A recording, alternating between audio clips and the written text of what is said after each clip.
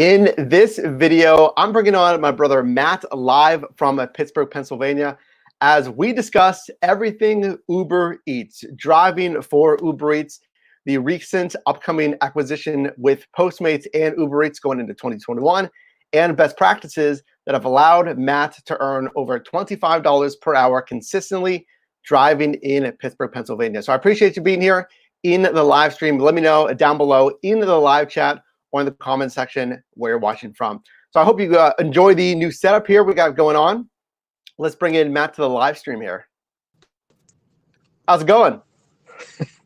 Hey guys, what's going on?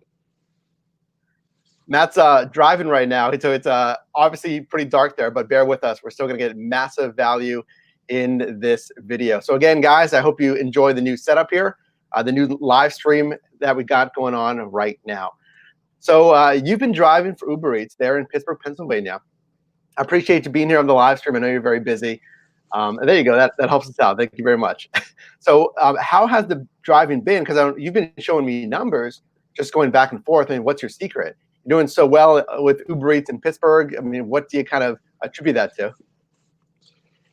Yeah, so, and this can be for Pittsburgh or any town or city, is knowing those power strips that we talk about on this channel. So what that means, if you're a new driver or even an experienced driver, is finding those focused areas of restaurants. And once you can identify that in your town or city, it is consistent demand for orders. And what does that mean? That means 20, 30, or $35, $40 an hour on a consistent basis all day long. Well, I appreciate that. And I know, if you do the research, if you're working hard in your marketplace, you find the busy zones. We're going to talk about that here in a second. You can be successful, but let me ask you this. I mean, just from your experience here, we'll be kind of realistic. Can anyone find success on Uber Eats? Or maybe if not, I mean, what options should they have here? Yeah, so that's a really good question. So if you're thinking, well, is Uber Eats the platform for me? Because I've heard or I've tried other platforms. Well, you don't know your chances of making those hourly rates until you get on the road. And I know we talk about that a lot on the channel, but because think about, you don't know how many drivers are on the road in your specific town. And we've seen on other apps, there's been a wait list for certain platforms. But with Uber Eats or with Uber Eats, it's hard to tell the density, if you will, of drivers. So the best advice I could give somebody is to try it out and to notice how long or how quickly those requests come in. And that's a really good quick temperature check on your city or town.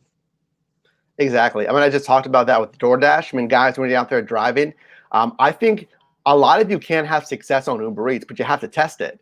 I mean, maybe you can have massive success on DoorDash. You got to test it. I mean, maybe even Postmates. I mean, you got to test it. Like Matt said, that temperature check is so important because, when I'm out there driving, I tell you, that first hour of driving, it's going to tell you so much about your marketplace.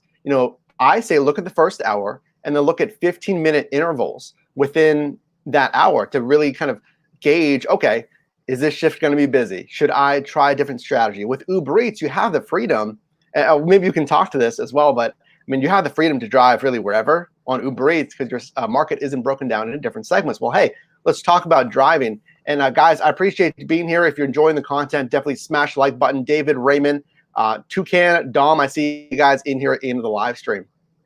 So I know you drove recently. Again, we're seeing some pretty, some great numbers from you. So how has the driving been?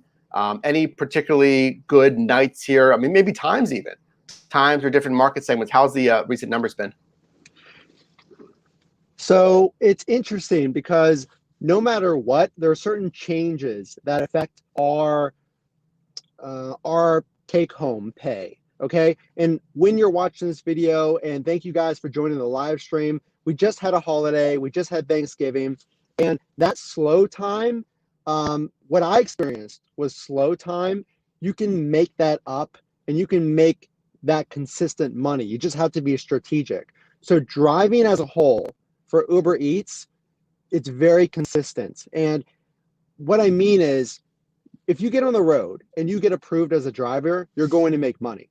You're just going to. As long as it's in your town or city, you're going to make money. It's whether or not you want to think about, well, how much is enough for me? So if you have a really, really good marketplace like Pittsburgh, it's very consistent, a lot of students, a lot of hotels around my area. It's consistent, and that drives my hourly rates up. But overall, we've seen consistency, and that's why Mike and I are seeing the numbers that I'm talking to him about. So there are slow periods around those holidays, but there are other ways we can talk about those tips to make up for it. Well, I agree with that.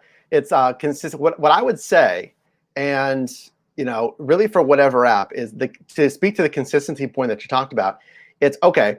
I found something that works, right? And I mean, you can track your numbers. You can look at the actual numbers to confirm this as well.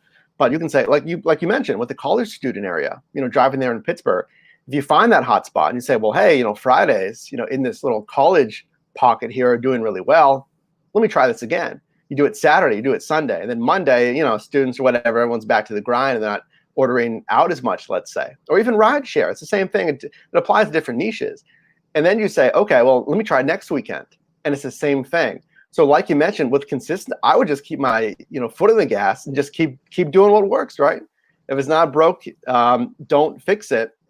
So, hey, is that snow I see behind you? Yeah, another big game changer when you're out on the road, but don't let it stop you. I wanted to talk about that. And hey, guys, I'm coming to you live from San Diego, California. Corey, Collector, I see you in here. Smash the like button, guys, if you're getting value in this live stream. Well, I want to talk about that. Again, I'm blessed to have the San Diego weather right now. But so we're moving into winter. A lot of us, shout me out where you're watching from if you're getting snow. So we're moving into winter. Are you going to, or I guess tell us, what kind of vehicle you're driving, and are you going to be doing anything different for winter driving? Because I've been there. I've driven rideshare there in the wintertime. Any different strategy changes? Yeah, so think about this. And especially if you're in an area like Pittsburgh or wherever that has a true winter, right? And it's cold or it's rainy. Well, that's going to only drive up demand and your ability to make money, because less people are going to want to walk to a restaurant or go out to dinner. And a lot of people are ordering in. So I drive a Jeep Compass. It does well enough in the snow, but it's pretty unlikely that the weather is going to be is going to make it unable for you to get out there. So when you look outside the window, don't think, oh, it's raining, it's snowing, I don't want to drive, I'm not going to make money. Actually, the opposite is true. You're going to make more money. So check your app, check Uber Eats, look at the boost zones, look at those bonuses, and you'll see the entire city or maybe your area, it might actually be lit up with opportunity. So that's my winter strategy. Keep an eye out for that stuff. Well, that's a great point. It's capitalizing on the situations, and let's be real here. I mean, the first thing for you is safety, and I don't want you to drive a little Honda Civic that can't handle the winter weather, what have you. Be safe out there first and foremost. But I've seen it as well, and this is something that hasn't changed over the years. Is a lot of times these apps will send out those pay incentives that we're all looking for when the weather is bad. If it's rainy, here in San Diego, if we get at least some rain, excuse me, that's an opportunity. Or there in Pittsburgh, like you mentioned, if we're going into the winter time, that could be an opportunity. So let's talk about the Uber Eats platform specifically here, because I think this is a question that a lot of drivers are going to have going into 2021. And that is the upcoming acquisition with Postmates. As you know, or if you're watching this, if you don't know, Uber Eats is, well, Uber, overall, is going to be acquiring Postmates. That is a deal that's been approved by the Department of Justice just this last month. So that's been given the green light. So we expect changes to happen in 2021 next year. Now, on the consumer end, these apps are going to continue to operate on their own. You'll still have a Postmates app and an Uber Eats app. But Uber said in an official statement that we may see some changes coming to the driver platform, as far as you would think, getting orders from both requests. So if you're not active on one platform, that may be something coming up here. So let me ask you, I know you don't drive for Postmates right now, and if you don't know, Postmates does not show you, which I am not a big fan of, they don't show you the miles of the trip. You just get a straight line for the destination, and they don't show you the earnings. So you're driving blind. You have no idea how much you're going to make. So let me ask you, with the acquisition in 2021, if we see things like miles and earnings come to Postmates, is that something you would consider adding? 100% anybody should jump on board. So get on the Uber Eats platform, because like Mike said, with that acquisition, they're going to roll all of those customers that have the Postmates platform into the Uber Eats platform, is what I understand of it. So that's only going to drive more requests as an Uber Eats driver. So I'm 100% jumping on that and looking for when the integration happens, and whether or not that's how they're actually going to do it on the back end. I mean, that's my educated guess. That's how I would believe they would do it. But that's a positive for us as drivers. Well, look at 2021 here. When this acquisition does happen, I appreciate you sharing that, by the way. But when this acquisition does happen and changes in Q1, most likely Q1 or Q2 of next year, start coming over, that may be an opportunity. If you're not signed up for Uber Eats yet, this is something you may want to consider doing, is signing up, because there may be more order requests in 2021. Because even for yourself there, I know you're busy, you stay busy on Uber Eats in Pittsburgh, but now you may be doubly as busy with Postmates orders. And if Postmates does actually add the miles and then the earnings amount, that could be a big benefit. So speaking of earnings amount, firstly, let's stop here, guys. And I just want to appreciate you guys being here. Errol, hello from North Cal. I appreciate you being here. And you guys are noticing twins, yes.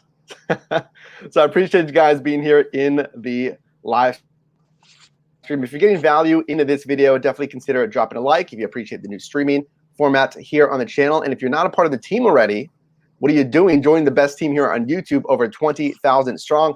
Definitely consider smashing that subscribe button as well and joining over on Discord. So speaking of earnings, tips are the other side of the equation here. So I want to talk about that. How have you been doing on tips? And at least for me, we can talk about cash tips. I went from maybe 2 to 3% cash tips, pre-pandemic. Now I have next to zero cash tips, obviously with the landscape, with handling money, what have you. But even more broadly, let's talk more macro here. How have your tips been? It's been consistent, because I just spoke with my audience here that I've been averaging about 94% tip frequency. So 94% of orders are tipping. My average tip is $4.99. So just talk to me about how have tips been? Any cash tips? Share a little bit with us. Yeah, I would have to agree with that, with all of that. So I would not say there was any effect on my average tips, and I'm curious to run the numbers myself. But what I've seen is, and we talked about this, here's a good power tip for you guys, is with Uber Eats, there's a bio section, and I've included why I'm driving. So I'm saving up for a certain goal, and that I've had people comment on. It's around me getting engaged recently, and I've had customers say, congratulations on the engagements. And that's pretty cool, because they read those things. So if you put the why behind why you're driving, I've seen a positive effect on customer satisfaction, which leads to tips. As far as cash tips, I rarely got them, like you said, in the past. I maybe received one in the past month, but the thing that's important is great customer service will lead you to a total amount for you that might be much higher than what Uber Eats estimated for you before you accepted that request. So just remember, it's all about customer service, no matter if it comes in the form of cash or tip on the app. just as well as you can. Just give them great customer service. Absolutely. And if you're listening to this, lead in for this and drop a like if you appreciate this knowledge that Matt's dropping here on us. But on Uber Eats specifically and Postmates, and remember that acquisition is coming in 2021, customer service really matters, even more so than other apps, even more so, in my opinion, than the #1 player in the space, that is DoorDash. Why do I say that?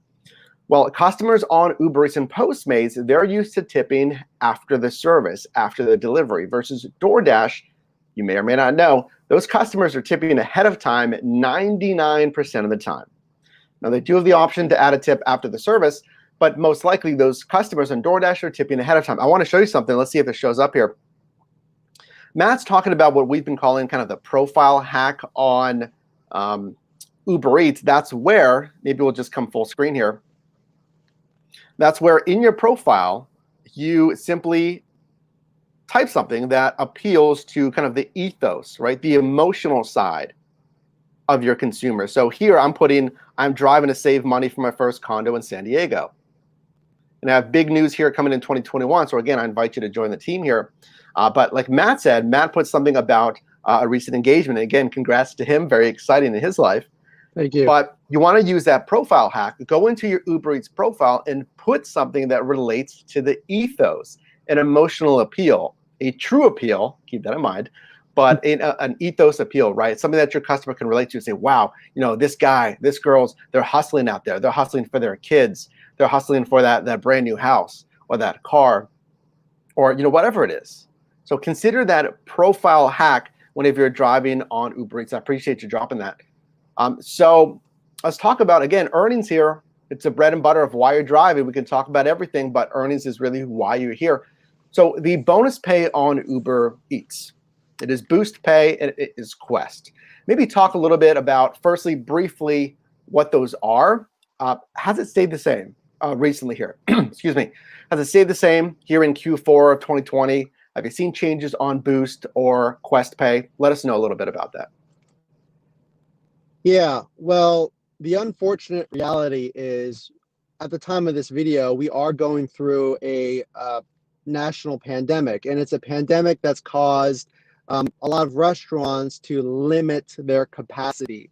And at no fault of these restaurants, it's driven up their need to do these takeout orders. So as drivers, we're providing them a service. We're connecting the customer who's always gone to their restaurant with the food that they want, and we're taking it to their door in a safe way. Using hand sanitizer, using your N95, and all of those things. But I've seen the Boost and the dollar incentives way up. So almost every single day, it seems, in the Pittsburgh market at least, and this has a lot of factors, guys. So this could be around how many drivers are out. This could be around a variety of things. But when you see that, that should be some really good incentive for you. Because if you're going to do 5 rides and that's your goal, that's great. Well, you could get 1.5 or 1.7 times that base rate just by doing the rides that you would do anyway. So I think it's a great goal, no matter what, to make a goal for yourself. I'm going to drive an hour, maybe 3 days a week. Right. I'm going to take 5 rides, Monday, Wednesday, and Friday. And then whatever happens as far as the Boost or the dollar incentives is extra. Now, it's great to take the Boost rides, which is that rate multiplier, but I wouldn't overly change your strategy because of it. I don't want you driving 20 minutes to go to a Boost zone. It's more about the frequency of rides, finding that power strip, if you will. But there's a lot of ways, but that's what I've seen lately. Absolutely. And I appreciate you letting us know about that. There's a lot of ways, like you just said, a power strip, if you guys don't know, that is a dense, really highly populated strip, exactly that, a strip of road in your marketplace that has a ton of restaurants. I know a power strip, and this is just verbiage that we kind of created here on the channel. I know power strips here in Mission Valley. I know power strips up in Mira Mesa. especially up there in that marketplace. So here's what you're going to do. You're going to discover the hotspots. You're going to keep your foot on the gas pedal that we talked about. If you find something that works, and keep doing that. You're going to leverage your experience with finding power strips. You're going to leverage maybe weather, maybe events, maybe something that happens in your marketplace. For instance, here in San Diego, we just reclosed in-restaurant dining. So what is that going to do? It's going to push the options to food delivery because that's the options that are open. All of these things, as you do the research, you're going to lead into that. And you're going to double down, and you're going to do all of those things consistently to make the most money possible. I appreciate you letting us know about that. And guys, if you're getting value in this live stream, definitely drop a like if you appreciate the new streaming format. If you appreciate Matt taking some time here, I know everyone's busy. Definitely consider smashing the like button. Hey, last question here as we land the plane. As we talk about Uber Eats, I mean, you've been driving for a while now. You drove years ago. You recently picked it back up. And I respect the hustle, and I respect your hustle watching this video. So let's talk about Uber Eats. What changes or improvements would you like to see on the platform going into 2021? Do you feel like there's any big misses from the platform, things that other apps are doing better? What would you like to see changed or improved on Uber Eats in 2021? That's a really good question. Off the top of my mind, the biggest complaints I would have, and this is something out of our control, if you will, but imagine you're going to a restaurant, and this happens on a weekly basis. Restaurants are not either accepting the Uber Eats order when they get it, or there's some type of logistical problem where it's sending a driver there too early. And that leads to wasted time for everybody. And that's been my biggest complaint. So if there's maybe a way, I don't know if it's, I'm not an Uber software developer, but I know they're always trying to improve that. It's probably a small complaint, but I have had it where maybe more training, more videos for restaurants, because a lot of restaurants are going through a crazy time right now.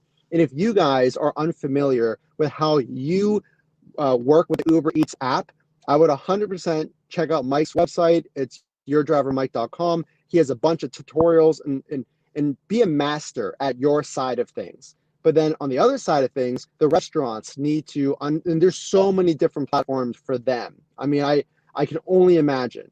But all in all, Uber has done an amazing job with the boost zones, with the incentive bonuses.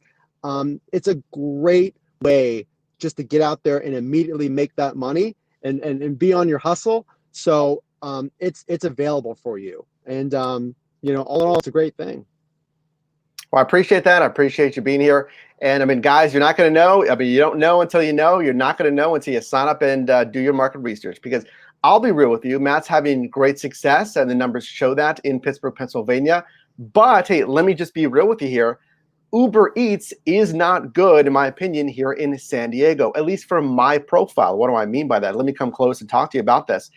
What I've seen with DoorDash versus San Diego here in San Diego is I do not see the boost or quest bonuses on Uber Eats here in San Diego. Now, why is that? I've heard, you know, I need to do more deliveries. Maybe my profile just doesn't get it versus other drivers, because I've had drivers, at least a small amount of them, that said Uber Eats is good in San Diego. So you're not going to know until you drive. You know, Matt has success, but I have success, a lot of, you know, really strong success typically on DoorDash here in San Diego. So you're not going to know until you sign up for these apps, until you try it for yourself, until you see what actual bonuses are offered for your profile. And that's important because it's been shown that different drivers may receive different bonuses. And, you know, that's not legal advice or what have you. I'm not sure what I'm trying to say there, but, you know, that's not official. You know, that's just kind of talking with other drivers that it's been shown in the past that different drivers may get different bonuses. So again, you're not going to know until you know.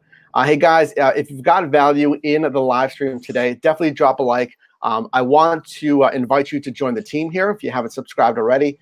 Definitely hit the subscribe button. We have a few free communities, over on Discord as well. And one last thing, if you're driving for the gig economy, any niche at all, rideshare, scooter charging, food delivery, parcel delivery, and more, check out my Amazon storefront that is linked below. That is a affiliate storefront, so there are affiliate links there as well, just so you know.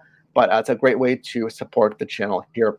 Ryan, Rick Reviews, Michelle, I see you guys in the live stream. Definitely drop a like on your way out, and make sure to click or tap the screen here for my most recent video, as well as a video recommended for you, and we will